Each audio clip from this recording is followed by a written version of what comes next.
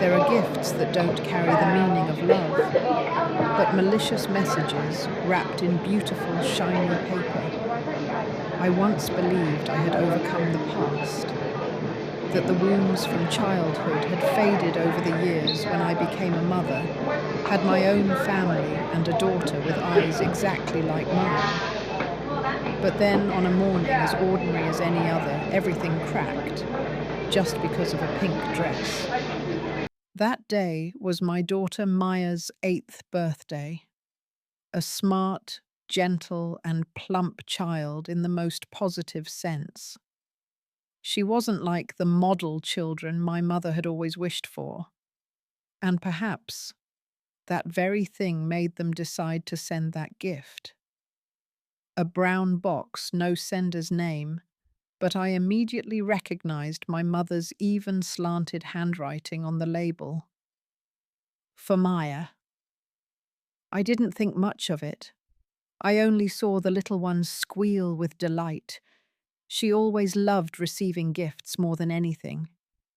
Maya had chubby cheeks and slightly short legs, always confident in herself, until she opened the box. The light pink dress round collar, embroidered with white stars, soft like morning mist.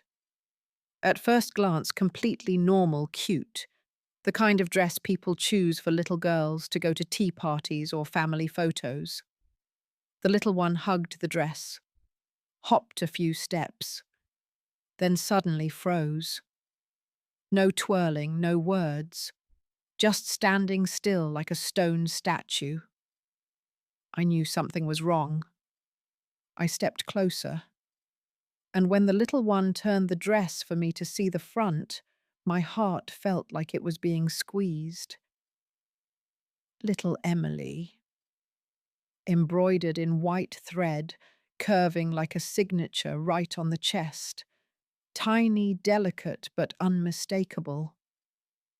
My hands started shaking, not because of the wrong name, but because I realized that dress wasn't given to Maya. It was a perfect replica of the dress my sister, Emily, once wore. When young Emily was always the shining jewel in my parents' eyes, beautiful, slender, perfect in every feature. And me, I was just the plump, clumsy shadow. No one embroidered my name on a dress. No one photographed me on my birthday. Everything was only for the beautiful daughter. And now they were doing it to Maya, trying to turn my daughter into a new Emily, a slender replica up to standard. I didn't cry. I didn't scream. I just quietly took the dress, left the room, and closed the door. At that time, I didn't know. That would be the start of the most silent revenge I ever carried out. Not with knives, not with scolding words, but with silence and cutting off. Before I tell you the rest of this story, about the lies, the toxic favoritism, and how I reclaimed my own self-respect, please hit subscribe to the channel and comment to let me know where you're listening from, because you're about to step into a story that might also be your own story. I was 8 years old, standing in the living room, hot and stuffy from the yellow lights and the fake laughter of adults. My first birthday party, where I was old enough to expect something special. But the only thing special was the pink dress my sister wore that day. Emily was only 6 younger than me, but already had the figure of a little angel. Smooth blonde hair, dimpled cheeks, and sparkling eyes that made everyone gasp in admiration. When she stepped out from the bedroom, pink dress, fluttering face radiant, the whole room seemed to hold its breath for a second. Oh my God, she looks just like a real Barbie doll. That's Linda's daughter, all right. She'll definitely be a model when she grows up. And me. I stood behind the sofa, hugging the only gift I received, cheeks flushed red and belly bulging from eating an extra piece of cake that morning. An aunt passed by, glanced me up and down, then whispered to my mother, loud enough for me to hear, "The older one looks less pretty than the younger. Plump like that, watch out for obesity." My mother didn't object, just smiled lightly and said as if discussing some merchandise, "Yeah, she takes after her dad. Big-boned, hard to choose nice clothes for." I had hoped my mother would look at me, hoped for a word of defense, a hug, a glance, an eye. But she only looked at Emily, then bent down to fix the bow on the dress gently as if tending to a crystal statue. And I was pushed out of the frame when everyone took family photos. "Step back a bit so you don't cover Emily's dress." I remember standing still, fingers gripping the hem of my shirt. When the camera flashed, I wasn't in the frame, but I was still there witnessing it all, like a shadow no one bothered to capture. After the party, I sneaked into the bathroom, stood in front of the mirror, and pulled up my shirt to look at my belly. I pressed it in with my hands, counted the folds, compared myself to the skincare ad photos pasted on the wall. That night I started refusing dinner. I lied that I was full, that my stomach was upset. I just wanted to shrink. Slenderer.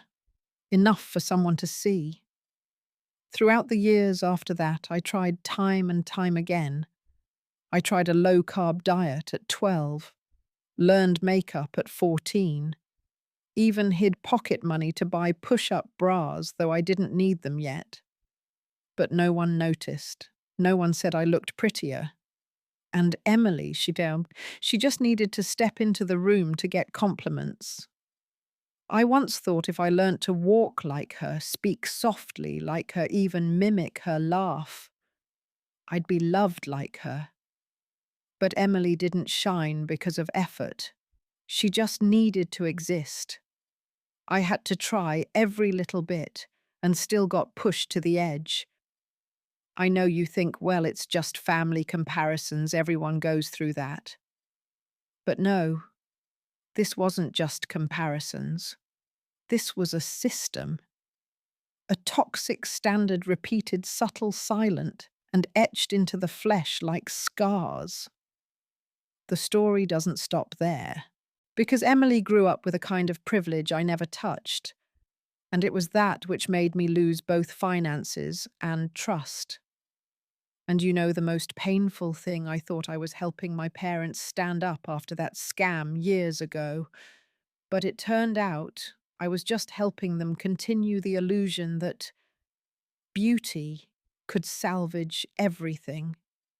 Emily grew up just like every prophecy in my family had been pre-programmed. She would be beautiful, successful, make others envious. And indeed, at least in outsiders' eyes. She moved from city to city like scrolling through Instagram filters, New York, then Austin, then San Diego. Each place came with a new boyfriend, a temporary job, and a reason not to stay. When I asked what she was doing, I only got vague answers. Brand consultant, creative direction for wellness spaces, influencer collab advisor. Sounds very fancy. But I never saw an official email, a real workplace. And me, I worked office hours, cared for my child, paid student loans, and quietly transferred batches of money to my parents when their bills came late. Then one day, Emily called, her voice full of excitement, as if standing in the spotlight. "I'm building a brand, not ordinary fashion. This is about empowerment, helping women of all sizes feel beautiful in their own skin." She called it True Skin. Sounds very trendy. "I need investment." "Not much," she said. "Just a bit to produce the first batch. I already have designers' factories and influencers ready to promote. I'll pay back in six months, promise." At that time, hesitated. Not because I believed, but because I wanted to believe. I wanted to think that even if not chosen as the beautiful child, at least I was still valuable. The one relied on, the one keeping everything in control. My parents sent Emily $2,000. I sent $5,000. Not long after she came back. There's a boutique in LA placing an urgent order. I need to pay for fabric up front. Then a showroom in Soho. Then some celeb demanding exclusive distribution rights. Each time Emily attached seemingly credible evidence product mock-up photos, messages from buyers, PDF invoices with professional logos. I started doubting, but still kept sending money. Because if I stopped, I feared I'd have to admit something worse than losing money, that once again I was seen as less important than a beautiful face. And then suddenly, she disappeared.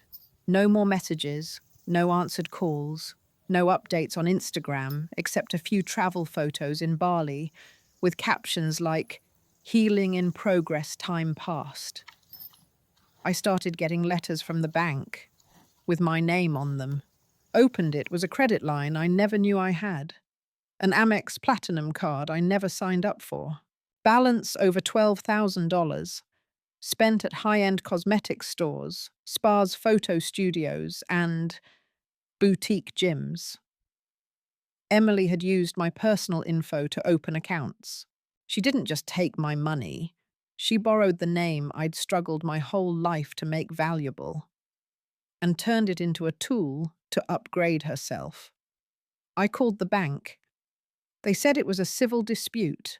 I called the police. They shook their heads. Needs clear evidence. Could be a family mix-up. Everything crashed down on me like an avalanche. I didn't just lose all my savings. My credit was ruined. I couldn't borrow to fix the house. Couldn't apply for new cards. Couldn't buy a car. I started working night shifts, processing data for an insurance company. Days at the office, nights, sitting in front of the screen with a cold coffee cup. I thought my parents would be shocked, thought they'd cut off Emily. But no. My mother just sighed. She was wrong, but she's trying. Women have to maintain appearance to have opportunities. I was speechless. All the money I poured out just to feed the illusion that her beauty deserved forgiveness. But I still sent support money to my parents. I still tried to be the good one, because deep down I thought if I do enough good long enough, they'll see me. I was wrong.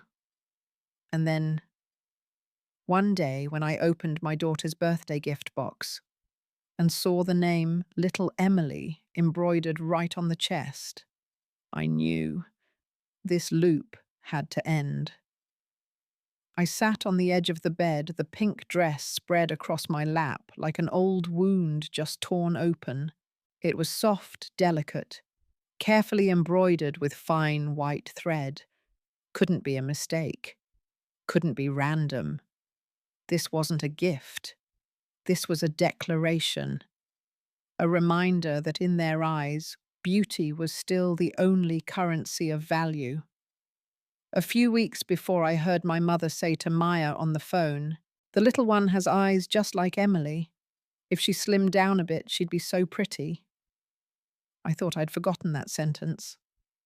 But when I saw the words, Little Emily, on the dress, everything connected like a poisonous thread.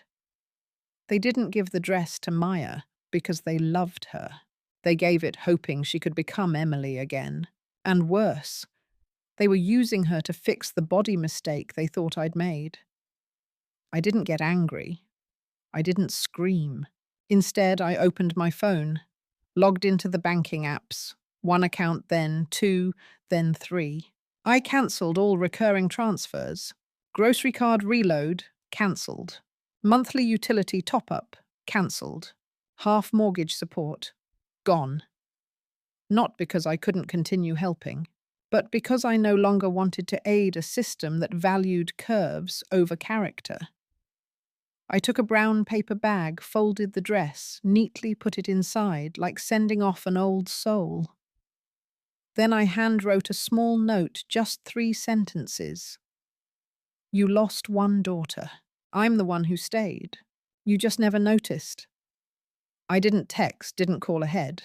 The next morning, when my husband was brewing coffee and Maya was still sound asleep, I stepped out the door. He saw the bag in my hand, softly asked, "Are you sure?" I nodded. It's time. I drove to the house I once called my own. It was still the same. The cracked old rosemary planter, the garage door with the dent from when my dad backed out too fast. I didn't ring the bell, didn't knock. Just placed the bag on the porch and turned away. 900 a.m. First call. 9:18 second call. 11:03 6 missed calls. I didn't answer. By the 10th call, I picked up. Maybe because I wanted to hear them say something kind. But no, my mother's voice sharp as a blade. What do you mean by sending the dress back? Are you trying to humiliate us? In the background, my dad's grumbling. What does she mean, not paying any more? What, say it straight. I stayed silent. My mother snapped. You're fat like that and still want drama. All your life. What do you have besides clinging to others? I smiled faintly. I won't pay any more, I said, voice calm as if reading a menu.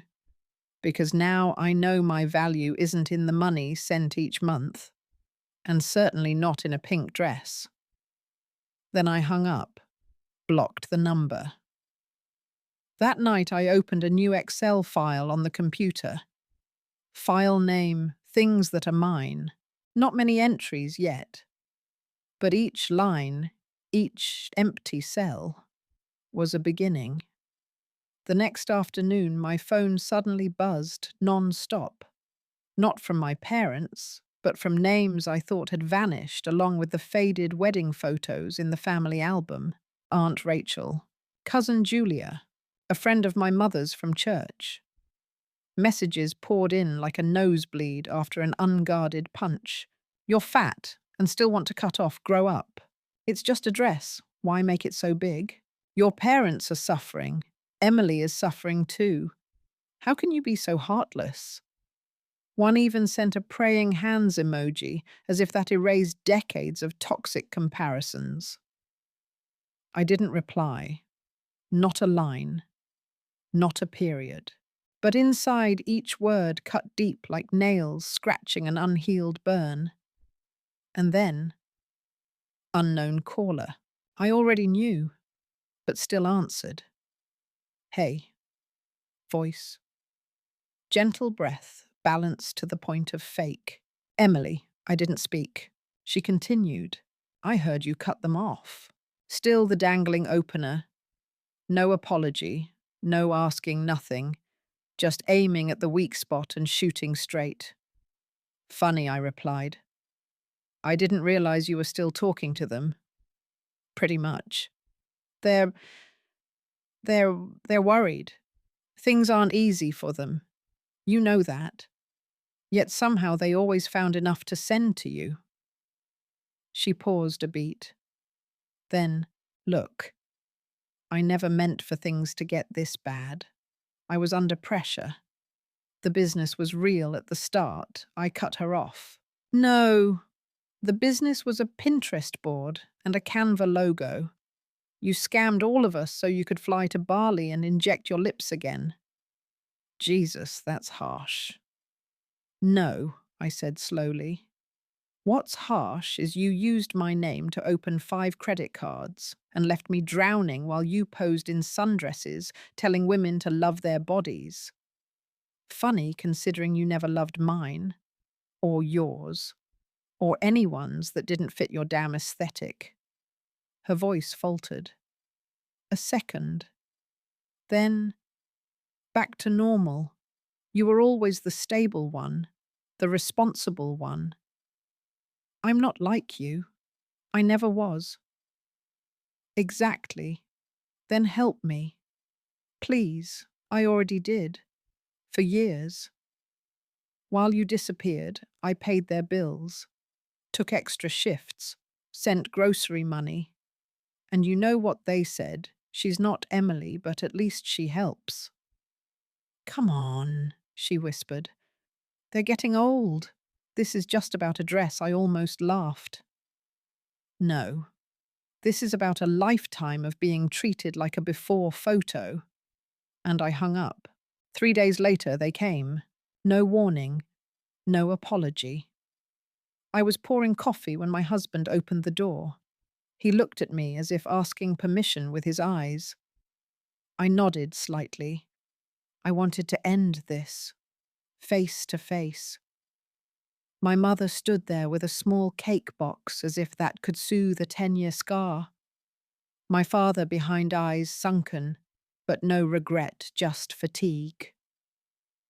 We just want to talk. My mother started. I didn't invite them in. Didn't budge. Since you stopped sending money, she continued, everything's become very hard. We're not blaming, just want you to understand. I understand, I replied. I understand that all this time I thought I was helping you stand firm, but actually, I was helping Emily stand taller on my shoulders. My mother held her breath. But my father, for the first time, spoke truly. She needs help. She has pressure to maintain, appearance work. And me? I asked, voice starting to shake with anger. Don't I need anything? Or because I'm not beautiful? Not size M? I'm not worthy of love? My mother raised her hand. Don't make everything about appearance. That's not the reason. Then tell me, why all these years my efforts, studying, working, raising a child, were never enough? They didn't answer. My husband stepped up, stood beside me, voice even and firm. I think you should leave now. No yelling, no noise, but enough for everyone to understand. This was no longer a house they could come and go as they pleased. My mother looked at me one last time, eyes pained, but not for what she'd done, but because I finally dared to let them go. And I realized that was the victory, not because of how I revenged, but because I no longer needed their recognition. A year has passed. I haven't heard their ring again. No calls, no apologies, no fake handwritten letters trying to mend something they never wanted to keep. I heard through a cousin that Emily has returned. No more Bali, no more therapy spas in Lisbon or awakening images in Tuscany. Just a small room in my parents' house now with cable TV, cut credit cards cancelled, and living frugally due to hard times. I don't gloat, but I don't feel sad either. I'm no longer the one sending money each month. No longer the name abused to get credit for face reshaping. I am me, and for the first time in life, I feel light. My life isn't perfect, but it's mine. We eat pancakes every Sunday morning.